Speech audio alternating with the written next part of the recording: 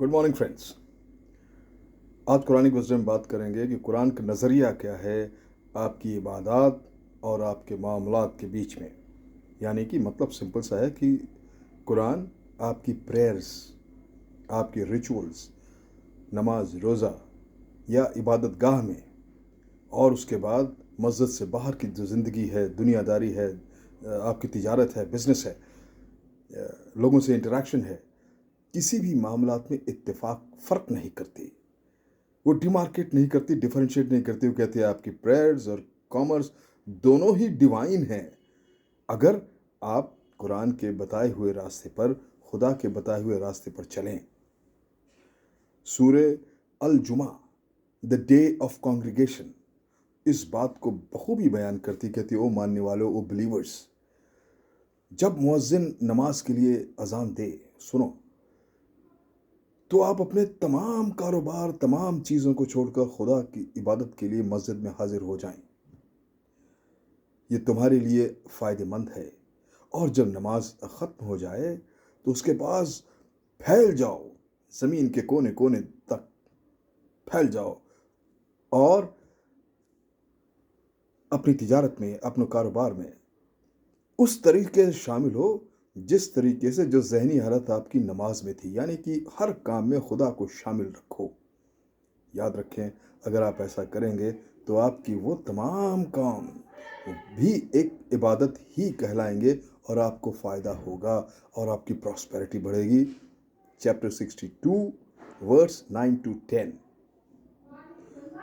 कुरान बहुत साफ साफ कहती है कि आपकी तिजारत, आपके मामलात और आपकी इबादत दोनों ही जगह आपकी ज़हनी हालत, आपका एटीट्यूड, आपका बिहेवियर और आपका नज़रिया एक जैसा होना चाहिए।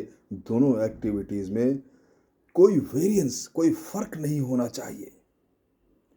और जिस इंसान ने, जिस बिलीवर ने, मोमिन वही है जो इस बात को ध्यान रखता है और अपनी ज़िंदगी को एक कंप्लीट थ्योरी ऑफ लाइफ की तरह गुजारता है, तो उसकी आखिरत भी मुकम्मल होती है और दुनिया भी मुकम्मल होती है। यही एक सबसे बेहतरीन तरीका है, एसेंस ऑफ कुरानिक टीचिंग है कि याद खुदा में ज़िंदगी गुजारना, वो चाहे मस्जिद में हो, चाहे वो मस्जिद के बाहर हो। जो हमारी नमाज रोज़ा है, प्रिस्क्राइब्ड तरीका है, वो तो फॉलो करना है। कुरान कहती है कि ये एक कॉइन के दो हिस्से हैं। एक हिस्से में इबादत है, उसका तरीका है, वो कीजिए, मगर कॉइन के उस सिक्के के दूसरे पहलू में है आपके मामलात। अगर कोई समझे कि वो मामलात में खुदा को तर्क कर दे और सिर्फ एक ही पहलू इबादत की तरफ ध्यान रखे, तो वो मुकम्मल नहीं, वो बिल्कुल कामयाब नहीं हो सकता। कोई समझे कि अपने मामलात दुरुस्त कर ले बिना कुरान को जाने, बिना खुदा की हिदायत जाने, जब वो खुदा की हिदायत ही नहीं जानेगा, वो उसको मालूम ही नहीं है कि मामलात में डीलिंग कैसे करना है, तो वो भी कामयाब नहीं हो सकता। इसीलिए ये दोनों चीज़ें एक ही सिक्के के दो पहलू हैं। और मोमिन वही है जो इस बात को समझ लेता है, यही सच्चाई, एक कंप्लीट ट्रूथ ऑफ लाइफ है। कुरान जो एक मज़हब है, इस सूरे में कहती है, वो एक माइंड बेस्ड रिलीजन है। वो जहन को टारगेट करता है।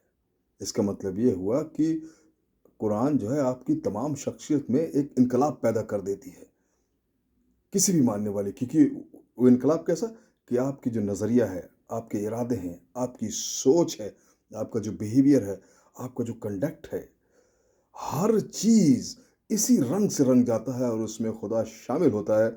कोई गुंजाइश ही नहीं कि आप झूठ बोल लें, चोरी कर लें, किसी का नुकसान कर लें, बुरा कर लें, अगर खुदा आपके हर फेल में शामिल है। ओके, जहन और दिल और दिमाग दोनों में एक क्रांति, it revolutionises the mind and the heart both. इसलिए जो फॉर्मल वर्शिप है, बताए हुए तरीके, उस पर भी पूरा ध्यान देना है और उसके अलावा अपने कॉन्डक्ट, अपने बिहेवियर और अपने मामलात को भी उतना ही दुरुस्त रखना है। आपको यही मान के चलना है कि आपका बिहेवियर वैसा ही हो जैसे मस्जिद के अंदर होता है। ये मेरा यकीन है कि मस्जिद के अंदर जब इंसान जाता है तो सिवाय याद खुदा के اور کچھ اس کے پاس نہیں ہوتا. یہی خیال آپ جو ہے جب مسجد سے باہر آئیں اس کو جاری رکھیں, آپ کامیاب ہوں گے. There is no difference between prayer and commerce in Quranic wisdom. Thank you very much.